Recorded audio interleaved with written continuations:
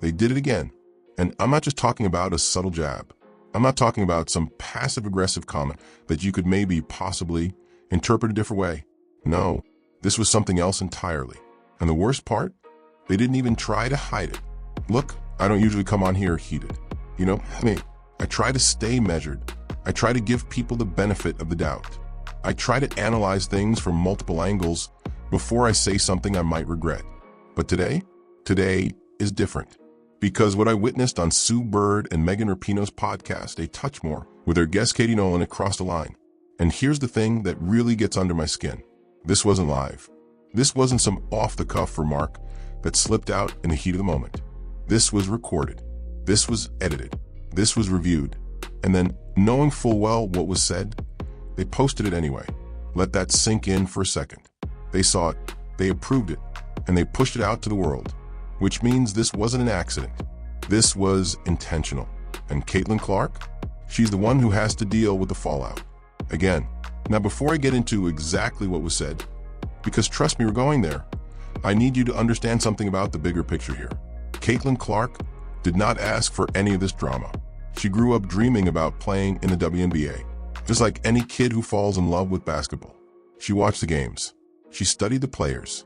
She probably imagined what it would feel like to step onto that court as a professional.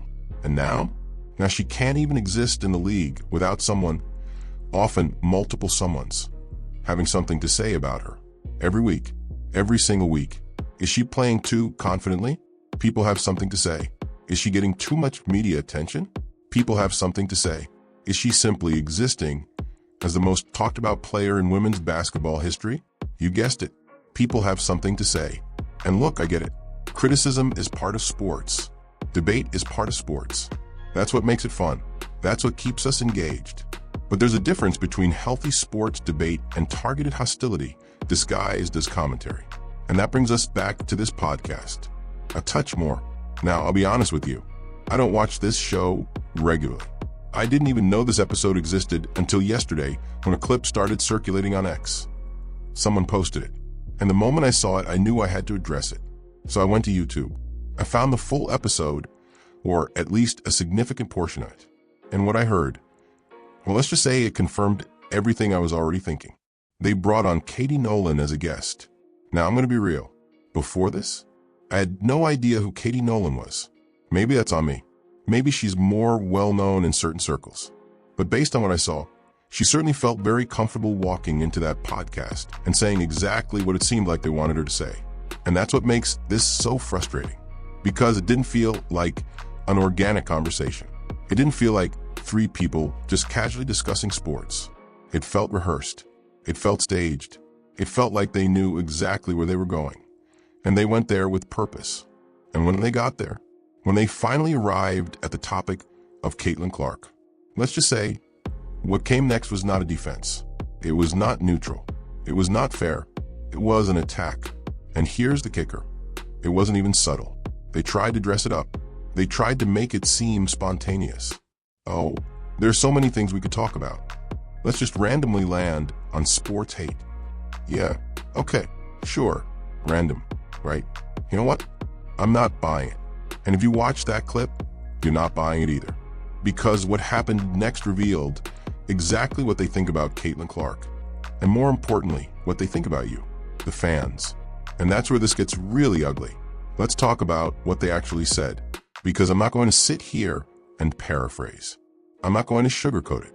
I'm going to break it down piece by piece so you can see exactly what we're dealing with. But first, let me set the scene. There they are, Bird, Megan Rapinoe, Katie Nolan, three people sitting in a room, supposedly having a casual conversation about sports and culture. And at some point, the conversation shifts. You can almost feel it coming. The energy changes. There's this moment where Katie Nolan says something like, there's so many aspects of this we could focus on. Pause. Think about that for a second. So many aspects. And then out of all the things they could possibly discuss, she lands on sports hate. Sports hate. Now, if you've been paying attention to the WNBA this season, you already know where this is going. Because whenever someone in this space starts talking about sports hate, there's a 99% chance they're about to make Caitlin Clark fans a villain. And that's exactly what happened. But here's what gets me. The way she said it. The way she introduced the topic. It was presented as if it just randomly popped into her head. Like she was brainstorming in real time. Oh, you know what? Let's talk about sports hate. That's interesting. No, that was not random. That was calculated. And Bird and Megan Rapinoe, they just sat there nodding along, creating the perfect runway for Katie Nolan to take off. Because that's how these things work, isn't it? You bring on a guest. The guest says the controversial thing, and you get to sit back with plausible deniability. Oh, we didn't say it. Our guest said it. We were just listening. Please. You hosted it. You aired it. You promoted it. You own it. And what was the message they were sending? Simple. If you're a Caitlin Clark fan, if you support her, if you defend her, if you push back against the constant negativity aimed at her, then you are the problem. Not the people who body check her without consequences. Not the people who dismiss her achievements. Not the people who refuse to give her credit even when she's breaking records and filling arenas. No, you, the fans. You're the toxic ones. You're the ones engaging in sports hate. You're the ones ruining everything. And honestly, I find that narrative exhausting. Because let's be real for a second. Let's look at this objectively.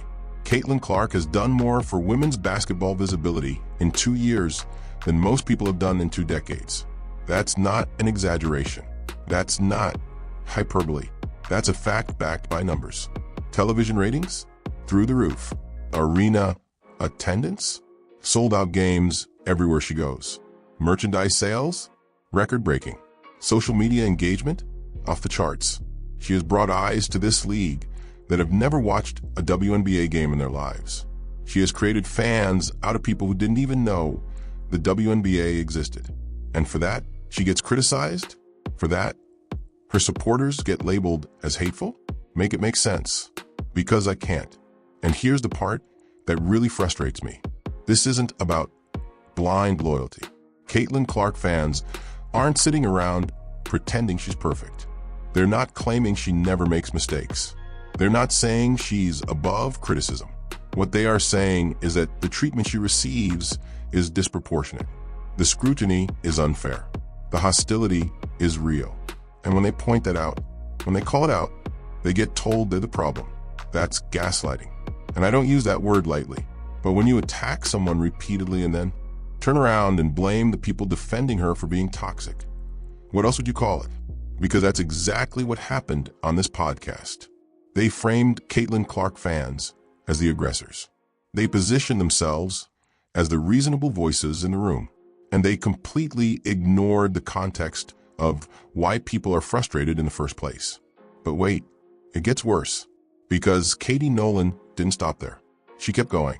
And what she said next, it revealed something even deeper about how they view this entire situation. Something that explains why this narrative keeps repeating. Something that exposes the real agenda behind these conversations.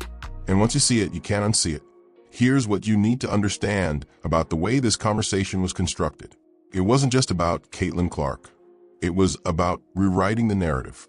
See, when Katie Nolan started talking about sports hate, she wasn't just making a casual observation. She was laying the groundwork for something bigger. Something that's been brewing in certain corners of the WNBA community for months now. And that something? It's a coordinated effort to shift blame. Let me explain.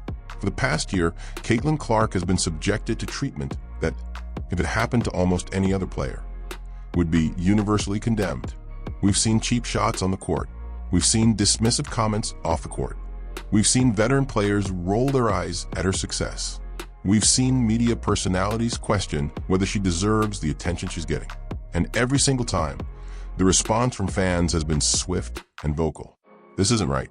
Why is she being targeted? Why isn't the league protecting her? Valid questions, reasonable concerns. But here's where the narrative flip comes in. Instead of addressing those concerns, instead of acknowledging that maybe, just maybe, there's a problem with how Caitlin Clark is being treated, what do? They attack the people asking the questions. They label the fans as toxic. They accuse supporters of sports hate. And suddenly, the conversation is no longer about the unfair treatment of a player. It's about the supposed misbehavior of her fan base. Do you see how clever that is? Do you see how it completely redirects the focus? Because now, instead of talking about body checks that don't get called, we're talking about mean tweets. Instead of discussing why certain players seem to have a personal vendetta against a rookie, we're discussing why fans are too defensive. Instead of examining the double standards in media coverage, we're being lectured about healthy sports discourse. It's a deflection. And Katie Nolan walked right into that podcast and executed it perfectly. But here's where it gets even more interesting. Because as I watched this conversation unfold, I started noticing something about the dynamic in the room. Sue Bird wasn't just passively listening. Megan Rapinoe wasn't just nodding along. They were co-signing. Every time Katie Nolan made a point, every time she pushed this narrative forward, you could see them agreeing, validating, encouraging her to continue. And that's when it hit me. This wasn't just a guest sharing an opinion. This was a coordinated message. 3 people on the same page, delivering the same talking points to the same audience. And the message was clear. Caitlin Clark fans are the villains of this story. Now let's pause here for a second, because I want to be fair. I want to acknowledge that yes, there are bad actors in every fan base. Every sport has fans who take things too far. Every popular player has supporters who cross lines. That's not unique to Caitlin Clark. That's human nature. But here's what bothers me about the way this conversation was framed. They didn't make that distinction. They didn't say, hey, there's a small percentage of fans who go overboard, but most supporters are just passionate about the game. No, they painted with a broad brush. They implied that the problem is widespread. They suggested that if you're out here defending Caitlin Clark, if you're pushing back against the unfair criticism, if you're calling out the double standards, then you're part of the problem. And that's not only unfair, it's dishonest. Because the reality is, most Caitlin Clark fans are not engaging in hate. They're engaging in defense. They're responding to attacks, not initiating them. There's a massive difference between starting a fire and trying to put one out. But on a touch more, that distinction didn't exist. It was all lumped together. And honestly, I think that was intentional. Because the more you can blur those lines, the more you can conflate legitimate criticism with toxic behavior, the easier it becomes to dismiss everyone who disagrees with you. Oh, you think Caitlin Clark is being treated unfairly? You're just a hater. Oh, you noticed that foul didn't get called? You're just toxic. Oh, you have concerns about how the league handles certain situations? You're the problem. It's a silencing tactic, and it's been used throughout history to shut down valid conversations. But here's the thing they didn't anticipate. It's not working. People are waking up. And what Katie Nolan said next in that podcast, it proved exactly why this narrative is starting to crumble. The mask slipped. That's the only way I can describe what happened next. Because up until this point, the conversation had been carefully calibrated. The talking points were polished. The narrative was controlled. Everything was going according to plan. But then Katie Nolan kept talking. And when she did, she revealed something that I don't think she meant to reveal. See, here's the thing about scripted narratives. They only work if everyone stays on script. The moment someone gets too comfortable, the moment they start speaking freely, the truth starts leaking through the cracks. And that's exactly what happened. As the conversation continued, Katie Nolan started explaining her theory about why Caitlin Clark fans are so problematic. And her explanation? It was telling. She suggested, and I'm paraphrasing here because I want you to really understand the essence of what was being said, that the passion behind Caitlin Clark's fan base isn't really about basketball. Let that sink in. According to her framing, people aren't supporting Caitlin Clark because she's an incredible player. They're not tuning in because she's electrifying to watch. They're not filling arenas because they genuinely love what she brings to the game. No, in her view, there must be something else going on, something darker, something that has nothing to do with talent or entertainment value. And that implication, that subtle suggestion that Caitlin Clark's support isn't legitimate, that's where she lost me completely. Because think about what that's really saying. It's saying that millions of people, millions of new WNBA fans, don't actually know what they're watching. It's suggesting that their enthusiasm isn't genuine. It's implying that there's some ulterior motive behind the record-breaking viewership. And honestly, that's insulting, not just to Caitlin Clark, but to every single fan who has discovered the joy of watching women's basketball because of her. Because here's the reality that Katie Nolan and Sue Bird and Megan Rapinoe seem determined to ignore. Caitlin Clark is must-see television, period. When she steps on the court, you don't know what's going to happen. She might pull up from a logo and drain a three. She might throw a no-look pass that makes your jaw drop. She might take over a game in the fourth quarter and will her team to victory. That's entertainment. That's why people watch. That's why ratings skyrocket whenever she plays. It has nothing to do with some hidden agenda. It has everything to do with the fact that she's one of the most exciting players, male or female, in basketball right now. But acknowledging that, admitting that Caitlin Clark is genuinely special, that seems to be the one thing certain people refuse to do. And I think I know why. Because admitting that Caitlin Clark earned her popularity means admitting something uncomfortable. It means admitting that maybe, just maybe, the previous era of WNBA stars didn't capture the public's imagination in the same way. Not because they weren't talented, not because they weren't worthy, but because the perfect storm of talent, personality, and timing didn't align the way it has with Caitlin Clark. And that's a hard pill to swallow, especially for people who spent years fighting for recognition, especially for people who feel like they laid the groundwork but never got the spotlight. I get it. I genuinely do. But here's what I don't get. Why take it out on her? Why take it out on her fans? Because that's what this podcast episode felt like. It felt like resentment being packaged as analysis. It felt like bitterness being dressed up as social commentary. And the audience isn't stupid. People can see through it. That's why, when this clip started circulating on X, the reaction was immediate. People weren't buying what they were selling. The comment section was filled with pushback. The quote tweets were relentless, not because Caitlin Clark fans are toxic, but because people recognize unfairness when they see it. And they're tired of being gaslit.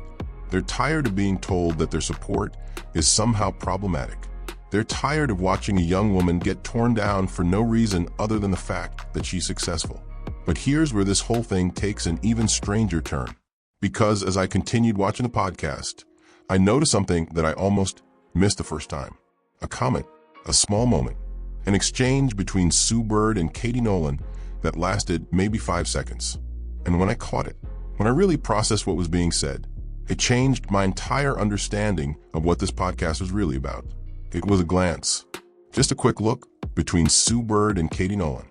The kind of thing you'd miss if you weren't paying close attention. The kind of thing that gets lost in the flow of conversation. But I caught it. And once I did, I had to rewind and watch again. Because that glance, it said everything. Let me set the scene. Katie Nolan had just finished making a point about Caitlin Clark's fan base. She had delivered her talking points. She had framed the narrative exactly the way she wanted to frame it. And then she looked at Sue Bird, not Megan Rapinoe, Sue Bird specifically.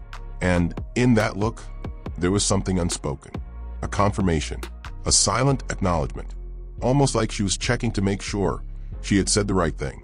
And Sue Bird, she gave the slightest nod, barely noticeable, easily dismissed as just a natural part of conversation. But it wasn't natural.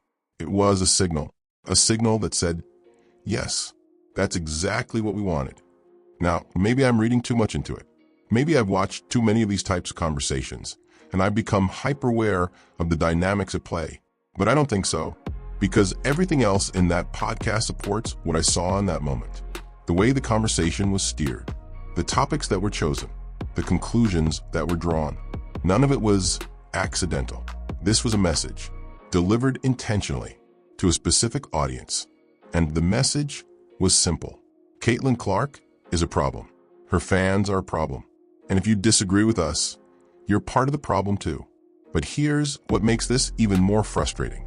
Sue Bird isn't just some random commentator. She's not a fringe media personality with no connection to the game. She's a legend. 4 WNBA championships, 13 All-Star selections, one of the greatest point guards in the history of women's basketball. Her voice carries weight. Her opinions matter. When she speaks, people listen. And she's using that platform that earned credibility to tear down a young player who should be celebrated.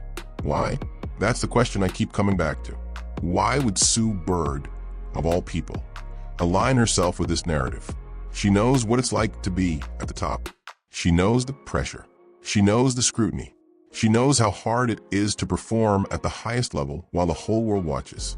So why isn't she extending grace to Caitlin Clark? Why isn't she defending her? Why isn't she using her platform to welcome the new generation instead of undermining it? I've thought about this a lot, and I keep arriving at the same conclusion. It's about legacy. See, for years, Sue Bird was the face of the WNBA. Her and a handful of others, Diana Taurasi, Tamika Catchings. The greats who built this league from the ground up. They sacrificed. They fought for recognition. They played in half-empty arenas and took salaries that barely covered living expenses. They did the work when nobody was watching, and they deserve credit for that. Genuinely. But here's the uncomfortable truth. Despite all their efforts, the WNBA never achieved mainstream breakthrough status. The ratings were modest. The attendance was inconsistent. The cultural impact was limited compared to other major sports leagues. And then Caitlin Clark showed up, and suddenly everything changed. Ratings exploded. Arenas sold out. Casual fans started tuning in. The WNBA became water cooler conversation in a way it had never been before. And all of this happened not because of the decades of groundwork laid by previous generations. It happened because of one player, one rookie, one young woman from Iowa who plays basketball with a joy and ferocity that's impossible to ignore. Now imagine how that feels if you're Sue Bird. Imagine spending your entire career fighting for visibility, only to watch someone achieve in one season what you couldn't achieve in 20. That has to sting. I'm not saying it's right. I'm not saying it justifies the behavior, but I'm saying it explains it. Because what I saw on that podcast wasn't rational analysis. It was emotion. It was frustration. It was a legend struggling to accept that the game has moved on. And instead of embracing the new era, she's trying to delegitimize it. But here's the thing about legacies. They're not diminished by what comes after. They're supposed to be enhanced by it. Sue Bird should be celebrating Caitlin Clark. She should be saying, look what we built. Look what's possible now. Look how far the game has come. Instead, she's doing the opposite. And that's not just disappointing. It's tragic. But wait, because we haven't even gotten to the most controversial part of this podcast yet. The moment that made me pause the video and just sit in disbelief. The moment where they crossed a line that I didn't think they'd cross. And trust me, when you hear what was said next, you'll understand why people are so furious. I had to replay it 3 times. 3 times. Because the first time I heard it, I thought maybe I misunderstood. Maybe I was taking it out of context. Maybe there was some nuance I was missing. But no, I heard it right. And when the full weight of what was said finally hit me, I just sat there, staring at the screen, trying to process how we got here. How did we get to a place where respected figures in women's sports feel comfortable saying things like this on a public platform? Let me tell you what happened. As the conversation continued, Katie Nolan started talking about the nature of Caitlin Clark's fan base. And she made a comment that Sue Bird and Megan Rapinoe did not push back on, that essentially questioned the authenticity of the support. She suggested that a significant portion of Caitlin Clark fans aren't really fans of women's basketball at all. They're just there for other reasons. Reasons she didn't explicitly name, but reasons that were heavily implied. And the implication? It was clear. She was suggesting that people support Caitlin Clark not because of her talent, not because of her entertainment value, not because she's genuinely revolutionizing the sport, but because of identity, because of demographics, because of who Caitlin Clark is versus who other players are. And when she said it, there was this moment where the room just accepted it. No pushback, no clarification. No, hey, wait a minute, that's a pretty big accusation. Just agreement, silent, complicit agreement. And that's when I realized something. This wasn't just an attack on Caitlin Clark. This was an attack on her fans' character. They weren't just saying the fan base is loud. They weren't just saying the fan base is passionate. They weren't just saying the fan base sometimes goes too far on social media. They were questioning the very motivation behind the support. They were suggesting that if you're a Caitlin Clark fan, there's something suspicious about you, something that needs to be examined, something that reveals more about your biases than your love of basketball. And I'm sorry, but that is a disgusting accusation, because it takes something beautiful, the organic growth of a fan base around an electrifying player, and poisons it. It takes genuine enthusiasm and reframes it as something sinister. It takes millions of people who just want to watch great basketball and tell them they should be ashamed of themselves. And the worst part? There's no way to defend yourself against it, because the accusation is designed to be unfalsifiable. If you say, I support Caitlin Clark because she's an amazing player, they'll say, that's exactly what someone with ulterior motives would say. If you point to her statistics, her records, her impact on the game, they'll say, you're just making excuses. If you express frustration at being labeled unfairly, they'll say, see, that's the toxicity I'm talking about. You can't win. And that's the point. The accusation isn't meant to start a conversation. It's meant to end one. It's meant to shut you up, to make you feel guilty for supporting a player you love, to make you question your own motivations. It's manipulation, pure and simple. And the fact that this manipulation is coming from people with massive platforms, people who should know better, makes it even worse. Because they're not just expressing an opinion. They're shaping narratives. They're influencing how millions of people perceive the situation. And the narrative they're pushing, it's toxic. Not the fans, the narrative. But here's what they didn't count on. The fans aren't backing down. See, there was a time when accusations like this might have worked.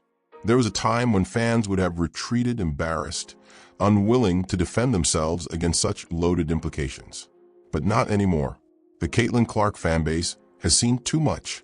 They've watched too many cheap shots go uncalled. They've heard too many dismissive comments from people who should be celebrating this moment for women's basketball. They're not confused about why they support her. They're not questioning their own motivations. They know exactly why they're here. Because Caitlin Clark is special. Because she makes the game exciting. Because she represents everything sports should be: passion, talent, competitiveness, and joy. And no amount of gaslighting from a touch more is going to change that. But the damage being done by these conversations isn't just about fan perception. It's about something much bigger. It's about the future of the WNBA itself. And what I'm about to tell you next might be the most important part of this entire discussion. Because if the league doesn't course correct soon, everything they built, everything Caitlin Clark has helped them achieve, could come crashing down. Let me paint a picture for you. It's 2019. The WNBA is struggling. Attendance is down. Television ratings are stagnant. The league is hemorrhaging money. Teams are folding. Players are going overseas just to make a living wage. The conversation around women's basketball isn't about growth. It's about survival. Can the WNBA make it? Is there even a market for women's professional basketball? Will this league exist in 10 years? Those were the questions being asked, not by haters, by analysts, by journalists, by people who genuinely cared about the sport but couldn't see a path forward. The future looked bleak. Fast forward to today, 2024. The WNBA just had its most watched regular season in over 2 decades. Attendance records are being shattered. Merchandise sales are through the roof. New ownership groups are paying hundreds of millions of dollars to acquire franchises. The league isn't just surviving, it's thriving. And what changed? What was the catalyst that transformed the WNBA from an afterthought into a cultural phenomenon? You already know the answer: Caitlin Clark. Now, I'm not saying she did it alone. There are other talented players in this league. There are other stories worth following. The infrastructure improvements, the marketing investments, the shifting cultural attitudes toward women's sports. All of that played a role.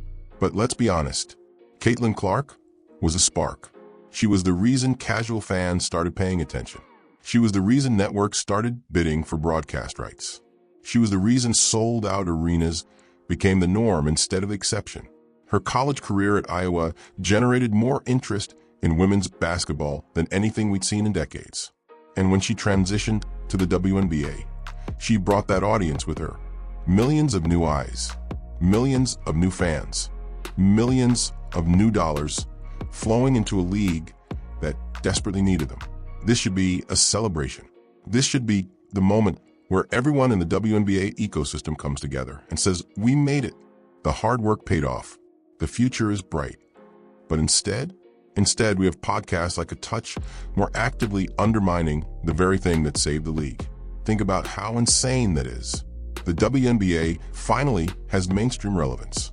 It finally has the attention it's been begging for since 1996. It finally has a player who transcends a sport and captures the imagination of the general public. And the response from certain corners of the basketball community is to attack her, to question her fans, to create narratives that divide instead of unite. It's self-sabotage, and I don't understand it. Actually, no, that's not true. I do understand it.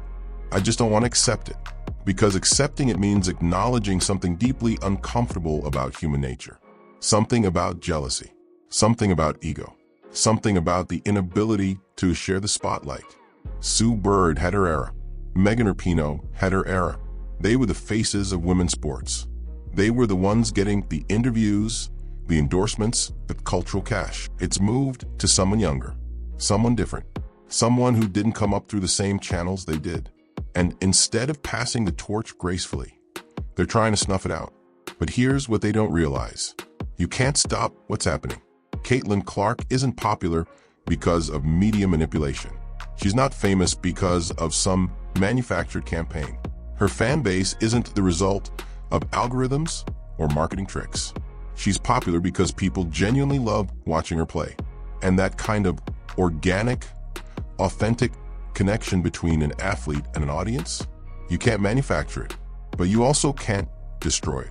No matter how many podcast episodes they record, no matter how many subtle jabs they throw, no matter how hard they try to delegitimize her success, it won't work because the fans see through it. And here's the irony. Every attack makes the fan base stronger. Every dismissive comment creates more loyalty. Every attempt to tear her down only reinforces why people support her in the first place. She's the underdog. She's fighting against a system that seems determined to hold her back. And fans love nothing more than rooting for someone who overcomes adversity. So congratulations a touch more. You're not hurting Caitlin Clark. You're creating a legend. But the damage you're doing to the league, the division you're sowing, the fans you're alienating, that's real. And that's what we need to talk about next. Because what happens if this continues? What happens if the WNBA allows this toxic environment to persist? The answer might surprise you, or maybe it won't. Let me tell you about the casual fan, not the diehard. Not the person who's been watching the WNBA since 1997. Not the superfan who knows every roster, every stat, every storyline. I'm talking about the casual fan, the person who maybe watches a few games a year, the person who tunes in when something exciting is happening, the person who doesn't have a deep emotional investment in the league, but might become a loyal viewer if given a reason. This is the most important demographic in sports, because casual fans are the difference between a niche product and a mainstream phenomenon. They're the ones who drive television ratings. They're the ones who buy tickets on a whim. They're the ones who tell their friends, hey, you should check this out. Without casual fans, leagues stagnate. With them, leagues explode. And right now, at this very moment, the WNBA has more casual fans watching than ever before in its history. Millions of them tuning in for the first time, curious about what all the hype is about, ready to fall in love with women's basketball. And what are they seeing? What's their first impression of this league they've never paid attention to before? They're seeing drama. They're seeing conflict. They're seeing veteran players and media personalities attacking the very player who brought them to the table. They're seeing a league that seems incapable of celebrating its own success. And you know what casual fans do when they encounter that kind of negativity? They leave. They don't stick around to figure out the nuances. They don't dig into the history to understand why certain people might be resentful. They don't analyze the underlying dynamics. They just bounce. They say, this seems toxic. I'm out. And they never come back. That's the danger of what Sue Bird, Megan Rapinoe, and Katie Nolan are doing. They think they're having an inside conversation. They think they're speaking to an audience that already shares their perspective. They think they're preaching to the choir, but they're not. They're broadcasting to the world, and the world is watching. Every clip that goes viral, every quote that gets shared, every controversial moment that spreads across social media. Casual fans see all of it, and It shapes their perception. Right now, there are people out there who have never watched a full WNBA game, but already have an opinion about the league. And that opinion isn't based on the quality of play. It's based on the drama surrounding Caitlin Clark. Oh, that's the league where they hate their most popular player, right? Isn't that the league where veterans attack rookies? Didn't I see something about a podcast where they blamed the fans? These are the impressions being formed. And once those impressions solidify, they're almost impossible to change. The WNBA has a window, a brief, precious window to capitalize on the Caitlin Clark phenomenon and convert casual viewers into lifelong fans. But that window is closing. Every day that passes with this negativity dominating the conversation is a day wasted. Every podcast episode that attacks instead of celebrates is an opportunity missed. Every headline about conflict instead of competition is a potential fan lost. And the people responsible for this, the ones creating the toxicity, don't seem to understand the stakes. Or maybe they do understand. Maybe they just don't care. Maybe their personal grievances are more important to them than the health of the league. Maybe settling scores matters more than growing the game. Maybe being right is more valuable than being successful. If that's the case, then I have news for them. History won't be kind. Because when future generations look back at this moment, this pivotal moment when the WNBA had a chance to break through, they're going to ask questions. They're going to ask why certain people chose division over unity. They're going to ask why personal vendettas were allowed to overshadow professional success. They're going to ask why the league's greatest opportunity was nearly squandered because some people couldn't handle sharing the spotlight. And the answers won't be flattering. But maybe, just maybe, it's not too late. Maybe there's still time to change course. Maybe the people responsible for this mess can look in the mirror and ask themselves some hard questions. Because what needs to happen next isn't complicated. It's actually pretty simple. And if the WNBA has any sense of self-preservation, they'll do exactly what I'm about to describe. The solution isn't complicated. It really isn't. But it requires something that seems to be in short supply right now. Humility. Let me explain what I mean. The WNBA is at a crossroads. Down one path is unprecedented growth, mainstream acceptance, and financial success beyond anything the league has ever experienced. Down the other path is self-destruction, division, resentment, a fan base that fractures, casual viewers who walk away and never return, a squandered opportunity that people will talk about for decades. The league gets to choose which path it takes. And right now, they're walking dangerously close to the edge of that second path. But it doesn't have to be this way. Here's what needs to happen. First, and this is the most important thing, the attacks on Caitlin Clark need to stop. Not diminish, not soften. Stop completely. I'm not saying she can't be criticized. I'm not saying her game is above analysis. I'm not saying everyone has to love her. But the personal attacks, the character assassinations, the constant questioning of her worthiness, that has to end. Because here's what the veterans and the media personalities don't seem to understand. When you attack Caitlin Clark, you're not just attacking one player. You're attacking the fans who love her. You're attacking the casual viewers who tuned in because of her. You're attacking the future of the league itself. Every time Sue Bird sits on that podcast and allows guests to tear down the most popular player in women's basketball, she's not proving a point. She's burning bridges. Bridges that took decades to build. Second, and this is going to be uncomfortable for some people, the league needs to publicly embrace Caitlin Clark. Not just tolerate her, not just acknowledge her existence. Embrace her, celebrate her, put her front and center in every marketing campaign, feature her in every promotional opportunity. Make it crystal clear that the WNBA is thrilled, absolutely thrilled, to have her. Because right now, the message from the league is muddled. On one hand, they're benefiting from her popularity. On the other hand, they're allowing this toxic environment to fester. That's not sustainable. The WNBA needs to pick a side. And the only side that makes sense, the only side that leads to growth and success, is full-throated support for the player who's carrying the league on her back. Third, and this might be the hardest part, the veterans need to lead. Sue Bird, Diana Taurasi, the legends who built this league. They need to step up, not with backhanded compliments, not with reluctant acknowledgments, not with passive-aggressive comments disguised as analysis. They need to genuinely, authentically welcome Caitlin Clark. They need to say, "We're proud of what we built, and we're proud that it created a foundation for someone like her to thrive." That's what leadership looks like. That's what legacy looks like. Not tearing down the next generation, building them up. Now, I know what some people are thinking. Why should the veterans have to do that? They earned their respect. They shouldn't have to bow down to a rookie. And I understand that perspective. I do. But here's the thing about leadership. It's not about what you earned. It's about what you give. The greatest athletes in history didn't just dominate their sport. They elevated the people around them. They made the next generation better. They understood that true legacy isn't about individual achievement. It's about collective impact. Michael Jordan wasn't just great because of his championships. He was great because he made basketball a global phenomenon that inspired millions. Serena Williams wasn't just great because of her Grand Slam titles.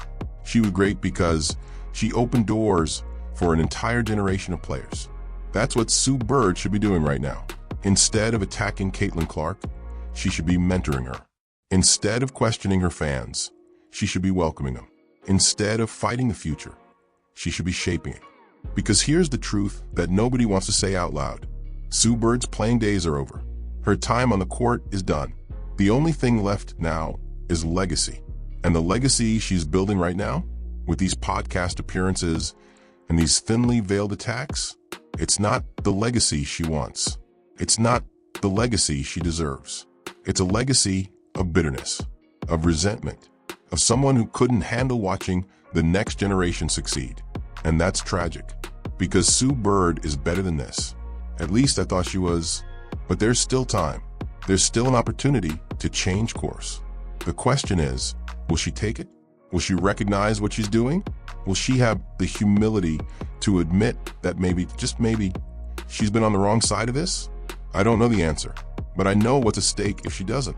And I know what happens next if this toxic cycle continues. Let me tell you how this ends. Not how I want it to end, not how it should end, but how it will end if nothing changes. 5 years from now, someone is going to write a book about this era of the WNBA. They're going to chronicle the rise of Caitlin Clark.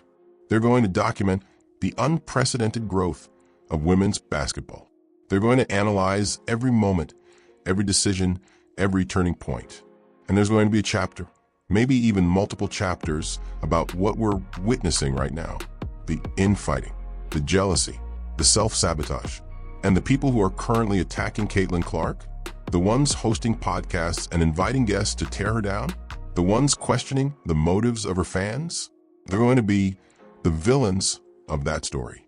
Not because someone decided to make them villains, but because that's the role they chose to play. History as a way of clarifying things. The noise fades, the context sharpens, and what remains is the truth. The truth that Caitlin Clark entered the WNBA with nothing but good intentions and a desire to play basketball at the highest level. The truth that she was met with hostility from people who should have been her allies. The truth that instead of being celebrated, she was targeted. The truth that her fans, millions of passionate, engaged, enthusiastic supporters, were labeled as toxic simply for defending her. That's what the history books will say. And the names attached to this behavior, they'll be remembered too. Sue Bird won't be remembered just for her championships. She'll be remembered for a touch more, for the platform she provided to people like Katie Nolan, for the narratives she helped spread during the most important growth period in WNBA history. Megan Rapinoe won't be remembered just for her World Cup victories. She'll be remembered for sitting silently while a young player was torn apart on her podcast, for nodding along with accusations that poison the well. Katie Nolan? Most people still won't know who she is, but the ones who do will remember her for this, for the moment she walked into a podcast and attacked the wrong person. That's the legacy being built right now, in real time, with every episode, with every clip that goes viral, with every moment that gets screen recorded and shared across social media. The internet never forgets. And the Caitlin Clark fanbase? They're documenting everything. Every slight, every insult, every raised eyebrow and passive-aggressive comment. It's all being cataloged, not for revenge, not for some future reckoning, but because the truth matters, and the truth will eventually come out. It always does. Now, I want to be clear about something. I'm not saying Caitlin Clark is perfect. I'm not saying she's above criticism. I'm not saying her fans have never crossed a line. What I am saying is that the treatment she's received is disproportionate. The hostility is unwarranted. The narrative being pushed by people like Sue Bird and Katie Nolan is dishonest. And the fans see it. They see it clearly. That's why they're not backing down. That's why they're not being silenced. That's why every attempt to delegitimize their support only makes them more vocal. Because when you know you're right, when you know you're witnessing something unfair, you don't just walk away. You stand up. You speak out. You refuse to let the narrative be written by people with obvious agendas. And that's exactly what's happening right now. The Caitlin Clark fan base is not going anywhere.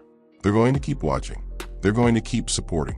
They're going to keep showing up at arenas and breaking viewership records and proving over and over again that their enthusiasm is genuine. And eventually, the critics will fade. The podcast will end. The talking points will become irrelevant. The people who spent so much energy tearing down a young player will move on to something else. But Caitlin Clark will still be there, still playing, still winning, still electrifying audiences around the world. And her fans will still be there too, louder than ever, prouder than ever, vindicated by time. So to Sue Bird, Megan Rapinoe, Katie Nolan, and everyone else who's chosen to be on the wrong side of this moment, enjoy your podcasts, enjoy your hot takes, enjoy the temporary satisfaction of thinking you've scored points against someone more successful than you, because the clock is ticking. And when history renders its verdict, you're not going to like what it says. But for the rest of us, for the fans who just want to watch great basketball, for the people who fell in love with the sport because of a player from Iowa who refuses to back down, we're going to be just fine. More than fine.